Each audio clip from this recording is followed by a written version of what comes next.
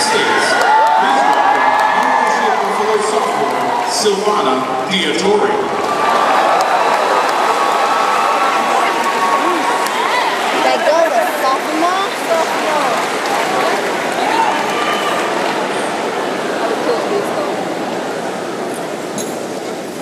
First of all, I want to say thank you to Mr. Secretary. We're so honored to have you at UB today, and we thank you for being a tremendous champion of students.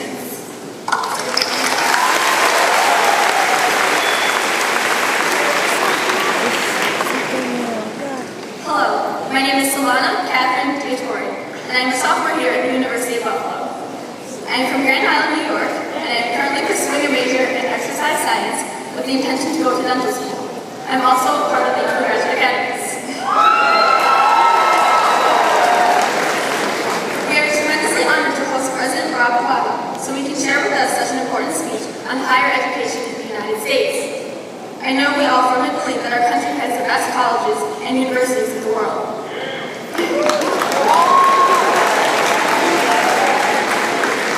I am fortunate to come from a family who understands the tremendous value of a college degree. Ever since I was in middle school, I was set on attending the University of Buffalo. At that young age, I witnessed 2 family members graduate from this university who are successful dentists in the Buffalo community. I had also gained an immense amount of insight as to what UB had to offer while touring colleges with my older brother, who is currently a senior at UB. UB stood out to me seeing as a city within itself. It offers various academic, professional, and social opportunities for all ethnicities. UB is part of the SUNY system, which is a national leader in providing more than 450,000 students statewide with higher education and job opportunities. And UB is also a prime example of low-cost, high-quality option for college students. Personally, knowing that I have guaranteed graduation after 4 years makes me completely comfortable that I will not have any additional unexpected loans, especially during a time of increased college costs. The Finish in 4 program is also opening up opportunities to new students such as my younger sister, who plans to attend UB next fall. I know the students, faculty, and UB's community members who are gathered here today cannot wait to hear from President Obama.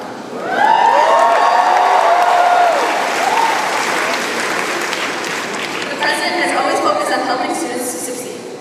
I greatly admire his passion for ensuring that everyone, regardless of family income, gender, or race, has access to an exceptional and affordable education.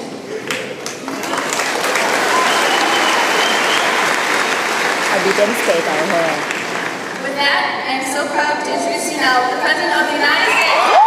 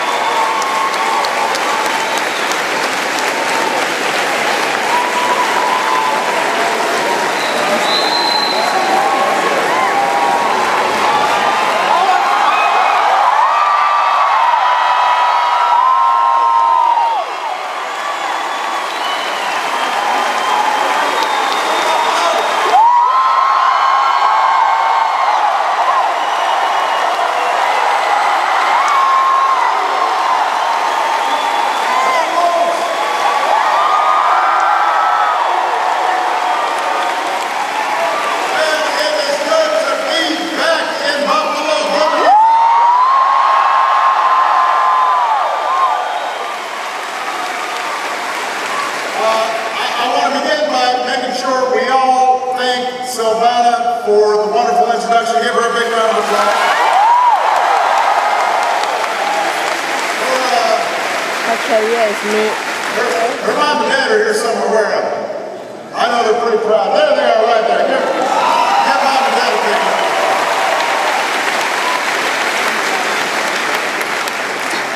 A number of other people I want to acknowledge here. First of all, our Secretary of Education, Arnie Duncan.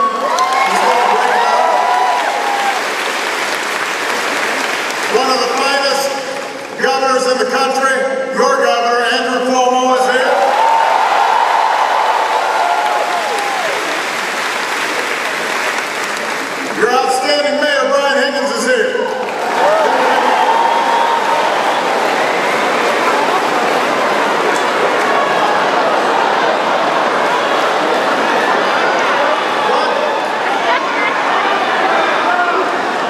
Byron Brown, that's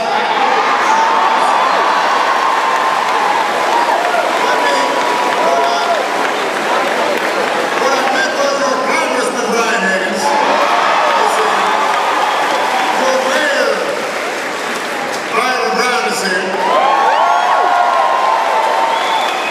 Here's what happens when you get to be 52 years old. When I was 51, everything was smooth.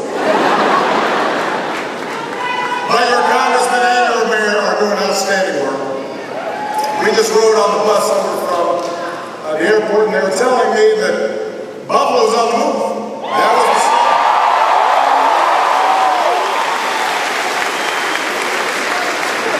the couple other people I want to acknowledge. City Chancellor Nancy Zipper is here, doing a great job. University President Satish Tripathi is here.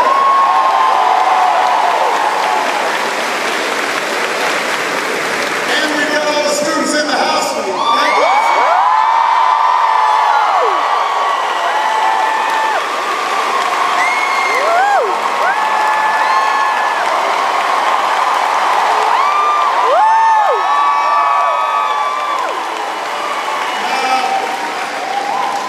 Now, today is a check-in day at the doors. So I want to thank all the students for taking a few minutes from setting up your futons, your mini fridges, just to come out here. I hear that the last sitting president to speak here was Millard Fillmore. And he was actually chancellor of the university at the same time. Which sounds fun, but I've got enough on my plate. So, this is our first stop on a 2-day road trip through New York and Pennsylvania. And after this, I head to Syracuse to speak with some high schoolers. Tomorrow I'm going to visit SUNY Binghamton and Lockwater College in Scranton. But I wanted to start here at the University of Buffalo.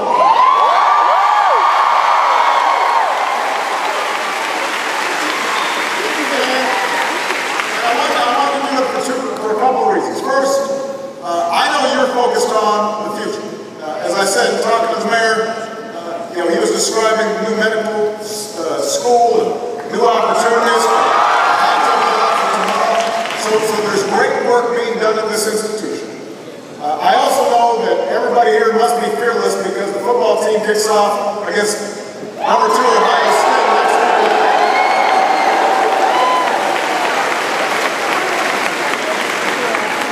Good luck, guys.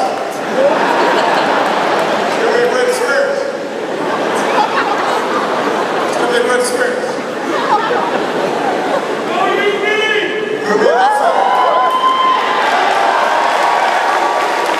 We'll sit down. And third, the most important, I know that the young people here are committed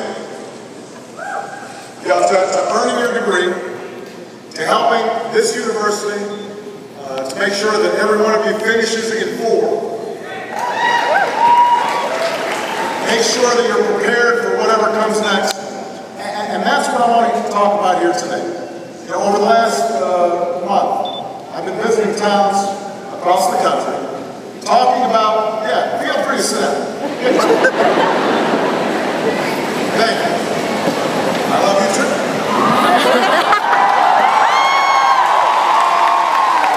So cute. Over the last month, I've been out there talking about what we need to do as a country to make sure that we've got a better bargain for the middle class and everybody who's working hard to get into the middle class. A national strategy to make sure that everybody who works hard has a chance to succeed in this 21st century economy.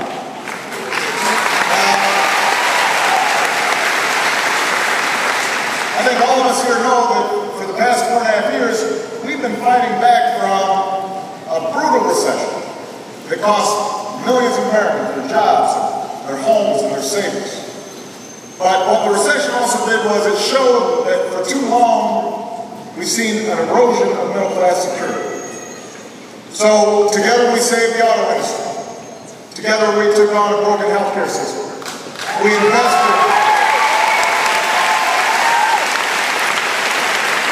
in new technologies.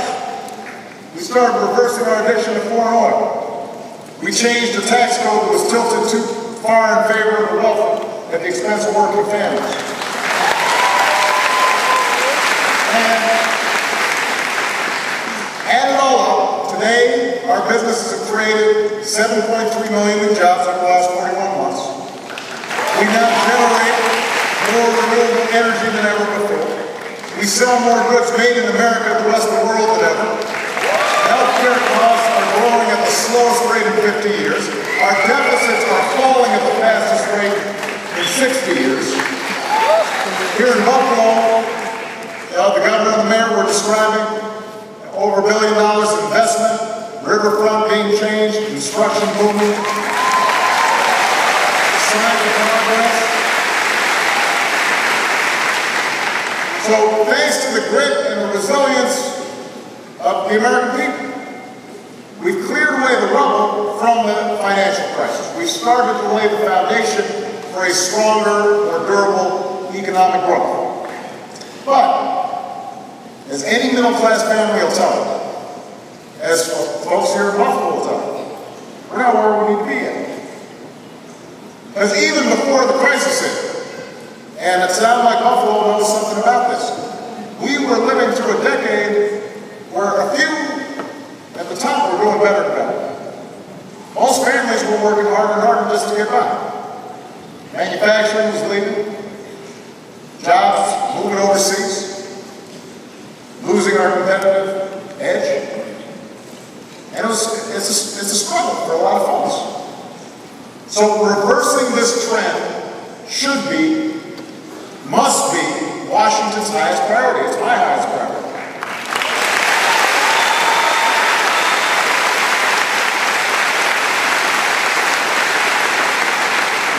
I've got to say it's not always Washington's highest priority. Because rather than keeping focus on a growing economy that creates good middle-class jobs, we've seen a faction of Republicans in Congress suggest that maybe America shouldn't pay its bills that have already been run up, that we should shut down government if they can't shut down Obamacare. That won't grow our economy. That won't create jobs. That won't help our middle class.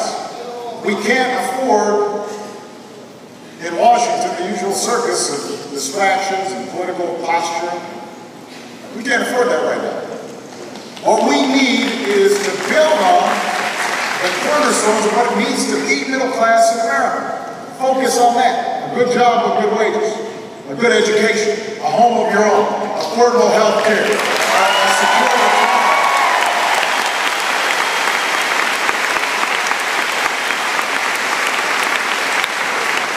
Bread and butter, pocketbook issues that you care about every single day, that you're thinking about every single day. And we've got to create more pathways into the middle class for folks who are willing to work for it.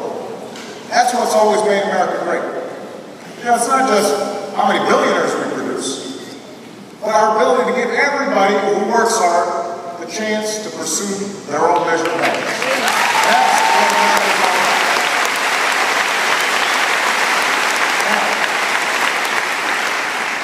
There aren't many things that are more important to that idea of economic mobility, the idea that you can make it if you try, than a good education. All the students here know that. That's why you're here. That's why your families have made big sacrifices. Because we understand that in the face of greater and greater global competition in a knowledge-based economy, a great education is more important than ever. A higher education is the single best investment you can make in your future. And I'm proud of all the students who are making that investment.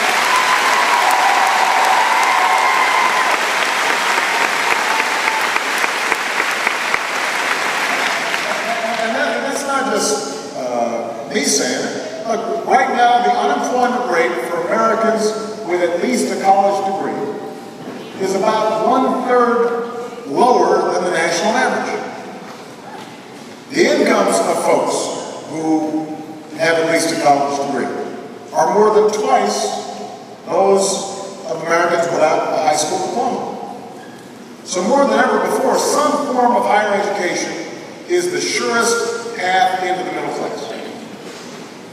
But what I want to talk about today is what's become a barrier and a burden for too many American families, and that is the soaring cost of higher education.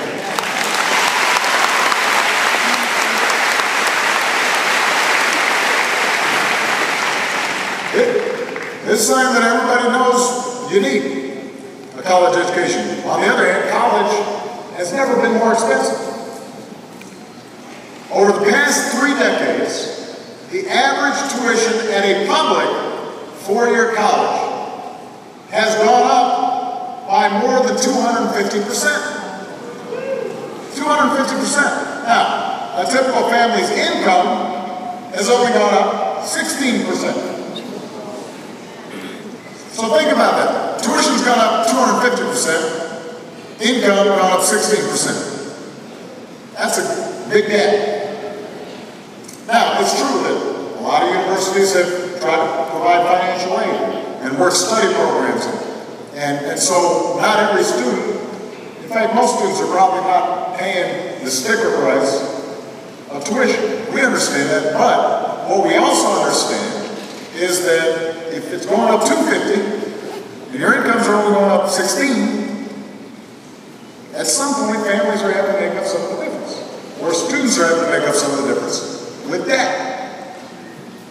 And meanwhile, over the past few years, states have been cutting back on their higher education budgets. New York's done better than a lot of states, but the fact is that we've been spending more money on prisons, less money on college.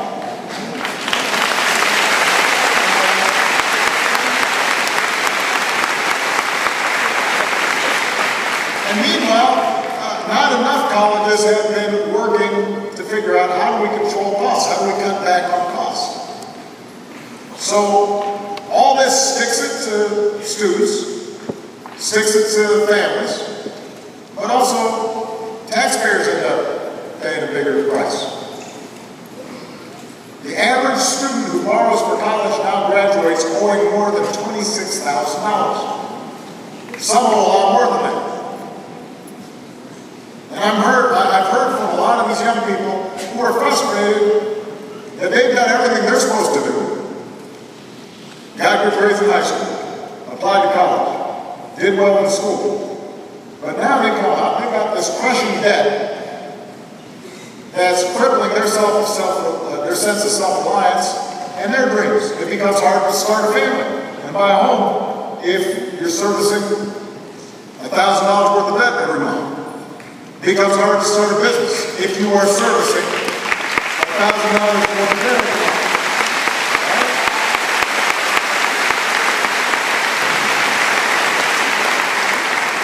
Meanwhile, parents, you're having to make sacrifices, which means you may be dipping into savings that should be going to your retirement to pay for your son or daughter's, or to help pay for your son or daughter's education. So, at a time when a higher education has never been more important or more expensive, too many students are facing a choice that they should never have to make. Either they say no to college and pay the price for not getting a degree, and that's a price that lasts a lifetime. Or you do what it takes to go to college, but then you run the risk that you won't be able to pay it off because you got so much debt. Now that's a choice we shouldn't accept. And by the way, that's a choice that previous generations didn't have to accept.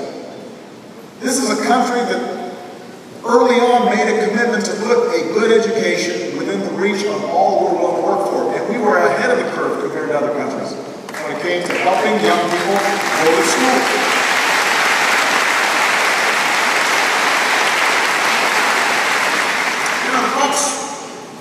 The folks in Buffalo understand this.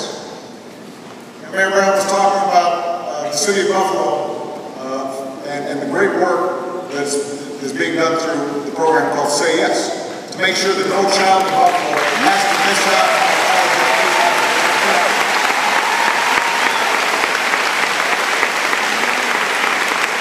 But even though there's a great program in this city, a lot of places that program doesn't exist. But a generation ago, 2 generations ago, we made a bigger commitment. This is the country that gave my grandfather the chance to go to college on the GI Bill after he came back from World War II. This is the country that helped my mother get through school while raising 2 kids.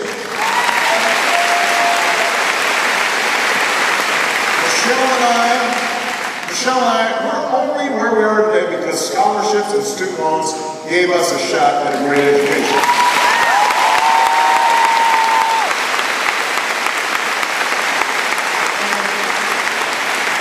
We know a little bit about trying to pay back student loans too, because we didn't come from a wealthy family. So we each graduated from college and law school with a mountain of debt. And even though we got good jobs, we barely finished paying it off just before I was elected to the U.S. Senate. Right? And I was in my 40s when we finished paying off our debt. And we should have been saving for the latest session by that time. But we were still paying off what we got. And we were lucky because most of the debt was from law school. Our undergraduate debt was not as great because tuition had not started shooting up as high. So, bottom line is this. We've got a crisis in terms of college affordability and student debt.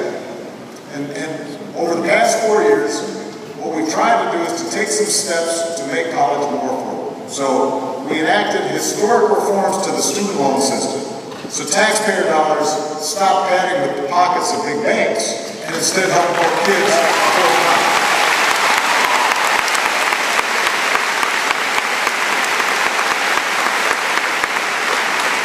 What was happening was the old system, the student loan programs were going through banks. They didn't have any risk if the federal government guaranteed the loans, but they were still taking billions of dollars out of the program. We said, well, let's just give loans directly to the students, and we can put more money to help the students. Then we set up a consumer watchdog, and that consumer watchdog is already helping students and families navigate the financial options that are out there to pay for college without getting ripped off by shady lenders. And we're providing more tools and resources to students and families to try to finance college. And if any of you are still trying to figure out how to finance college, check it out at studentaid.gov, studentaid.gov.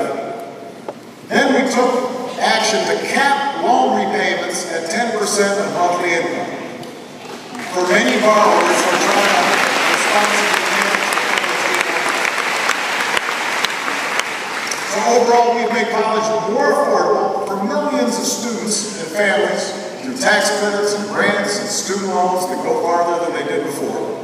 And then just a few weeks ago, Democrats and Republicans worked together to keep student loan rates from doubling. And that saves typical and undergraduates more than $1,500 for this year's loan. So that's all a good start. But it's not enough. The problem is that even if the federal government keeps on putting more and more money in the system, if the cost is going up by 250%, tax revenues aren't going up 250%. And so, at some point, the government will run out of money, which means more and more costs are being loaded onto students and their families. The system's current trajectory is not sustainable. And what that means is state legislatures are going to have to step up. They can't just keep cutting support for public colleges and universities. I mean, that's just the truth. Colleges are not going to be able to just keep on increasing tuition year after year and then passing it on to students and families and taxpayers.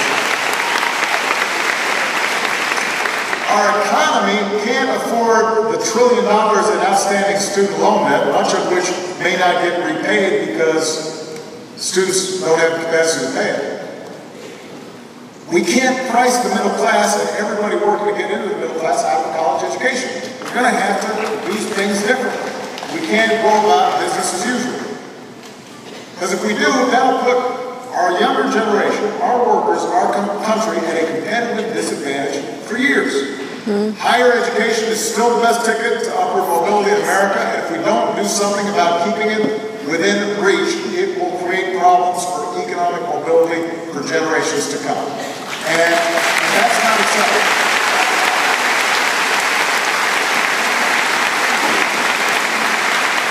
So whether we're talking about a 2-year program, a 4-year program, a technical certificate, bottom line is higher education cannot be a luxury. It's an economic imperative. Every American family should be able to afford to get it. So that's the problem. Now, what are you going to do about it?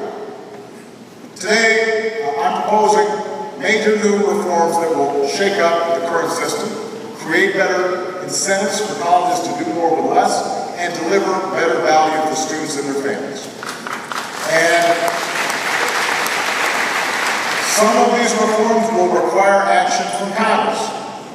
So we're going to have to work on that. Some of these changes I can make on my own.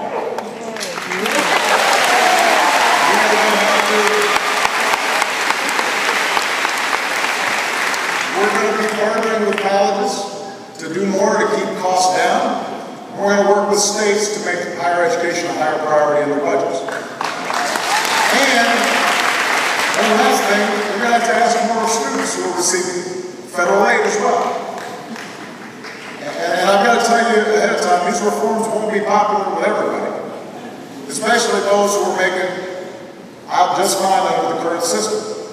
But my main concern is not with those institutions. My main concern is the students those institutions are there to serve, because this country is only going to be as strong as our next generation. And I've got confidence.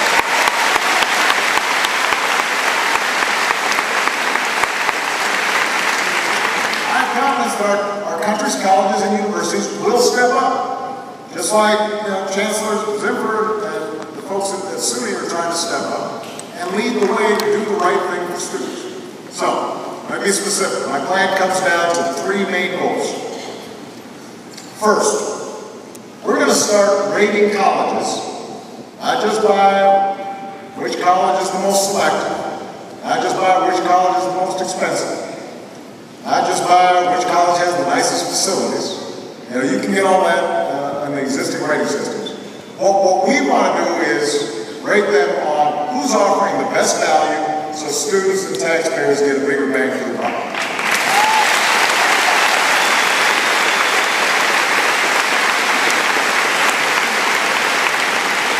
Number 2, we're going to jumpstart new competition between colleges, not just on the field or on the court, but in terms of innovation that encourages affordability and encourages student success and doesn't sacrifice educational quality. That's going to be the second component. And the third is, we're going to make sure that if you have to take on debt to earn your college degree, that you have ways to manage and afford it.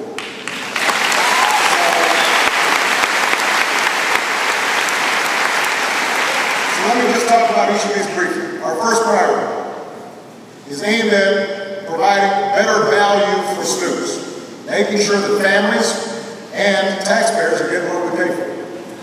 Today I'm directing Arnie Duncan, our Secretary of Education, to lead an effort to develop a new rating system for America's colleges before the 2015 college year. Right now, private rankings like the U.S. News and World Report puts out each year their rankings, and it encourages a lot of colleges to focus on ways to how do we game the numbers and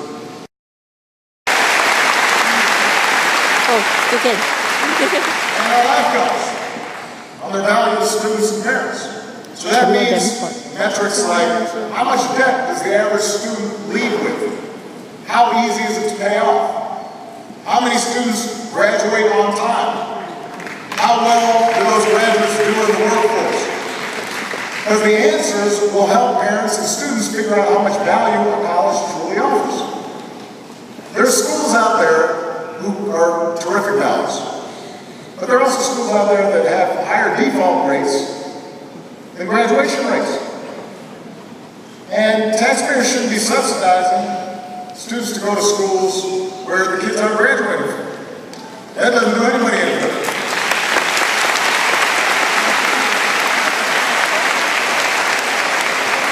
And our ratings will also measure how successful colleges are at enrolling and graduating students who are on Pell Grants. And it will be my firm principle that our ratings have to be carefully designed to increase, not decrease, the opportunities for higher education for students who face economic or other disadvantages. So, this is going to take a little time, but we think this can empower students and families to make good choices.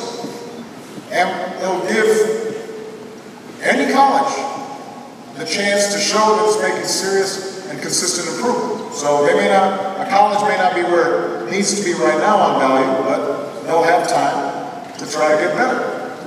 And we want all the stakeholders in higher education, students, parents, businesses, college administrators, professors, to work with Secretary Duncan on this process. And over the next few months, he's going to host a series of public forums around the country to make sure we get these measures right.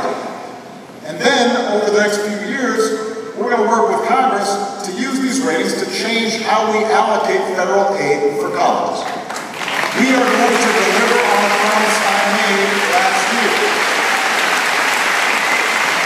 We're going to deliver on the promise we made last year, which is colleges that keep their tuition down and are providing high-quality education are the ones that are going to see their taxpayer funding go up. It is time to stop subsidizing schools that are not producing good results and reward schools that are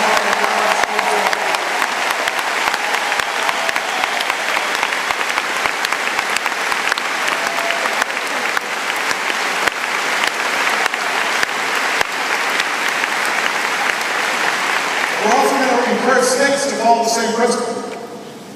Right now, most states fund colleges based on how many students they enroll, not based on how well those students do or even if they graduate.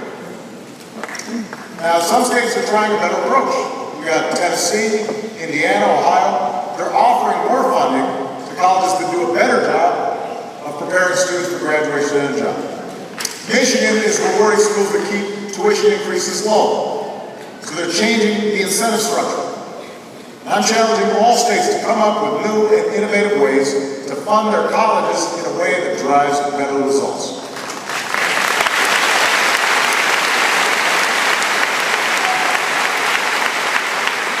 For the young people here, I just want to say that just as we're expecting more from our schools that get funding from taxpayers, we're going to have to expect more from students who get subsidies and grants from taxpayers. So, we're going to make sure students who receive federal financial aid complete their courses before receiving grants for the next semester.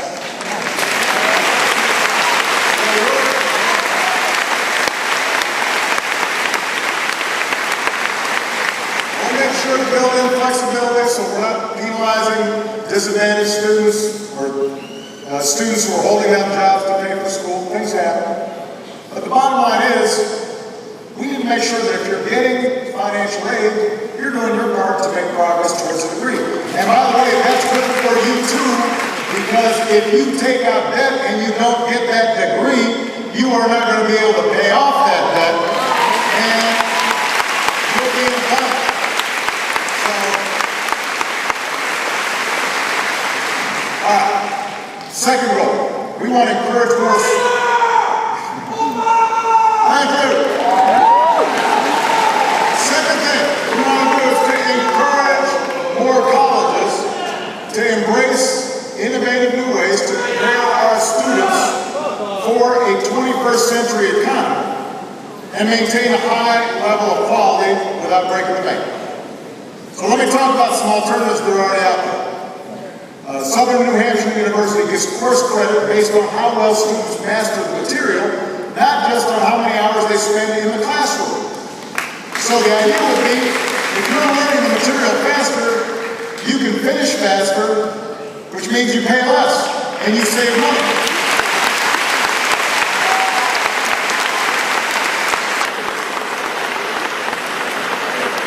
The University of Wisconsin is getting ready to do the same thing. You've got Central Missouri University. I went there and they partnered with local high schools and community colleges so that their students can show up at college and graduate in half the time because they're already starting to get college credits while they're in high school or while they're in a 2-year college. So by the time they get to a 4-year college, they're saving money. Universities like Carnegie Mellon, Arizona State, they're starting to show that online learning can help students master the same material in less time and often at lower cost. Georgia Tech, which is a national leader in computer science, just announced it will begin offering an online master's degree in computer science at a fraction of the cost of a traditional class, but it's just as rigorous, and it's producing engineers who are just as good. So a lot of other schools are experimenting with these ideas to keep tuition down. They've got other ways to help students graduate in less time, at less cost, while still maintaining high quality. The point is, it's possible.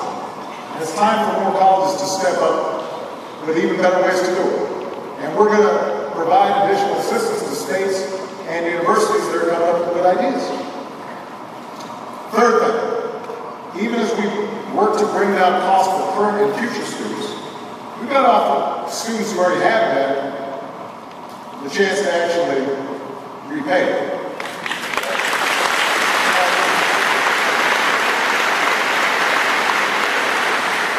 Nobody wants to take on debt, especially after what we've seen in families who've gone through during this financial crisis. But taking on debt in order to earn a college education has always been viewed as something that will pay off over time. We've got to make sure, though, that it's manageable. As I said before, even with good jobs, it took Michelle and me a long time to pay off our student loans.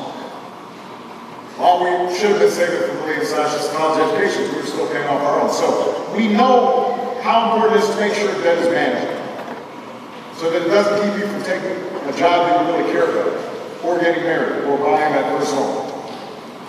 There's some folks who've been talking out there recently about whether the federal student loan program should make or cost the government money. Here's the bottom line. Government shouldn't see student loans as a way to make money. It should be a way to help students.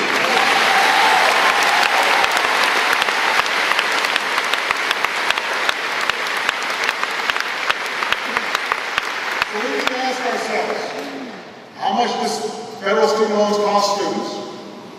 How can we help students manage those costs better?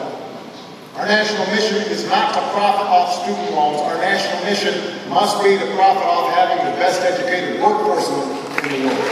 That should be our focus. So, as I mentioned a little bit earlier, 2 years ago, I capped loan repayments at 10% of a student's post-college income. We call it pay as you earn. And it, along with some other income-driven repayment plans, have helped more than 2.5 million students so far. But there are two obstacles that are preventing more students from taking advantage of it. One is that too many current and former students aren't eligible, which means we've got to get Congress to open up the program for more students. We're going to be pushing them to do it. The other obstacle is that a lot of students don't even know they're eligible for the program. So starting this year, we're going to launch a campaign to help more borrowers learn about their repayment options. And we'll help more student borrowers enroll in pay-as-you-earn. So, if you went to college, you took out debt, you want to be a teacher, and starting salary for a teacher is, let's say $35,000. Well, only 10% of that amount is what your loan repayment is. Now, if you're making more money, you should be paying more back. But that way, everybody has a chance to go to college. Everybody has a chance to pursue their dreams. And that program is already in place. We want more students to take advantage of it. We're only going to be advertising it heavily. Now, if we move forward on these three fronts, increasing value, encouraging innovation, helping people responsibly manage their debt, I guarantee you, we will help more students afford college. We'll help more students graduate from college. We'll help more students get rid of that debt so they can get a good start.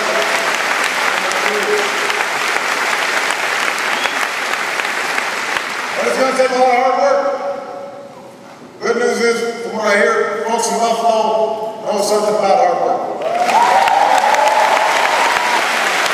Folks in America know something about hard work. And we've come a long way together these past 4 years.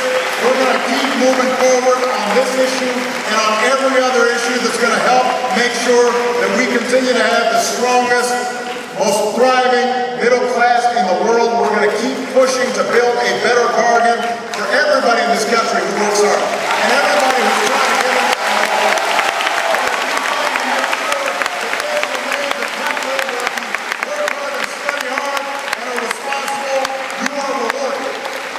No matter what you look like, and where you come from, what your last name is, here in America, you can make it if you try. Thank you very much.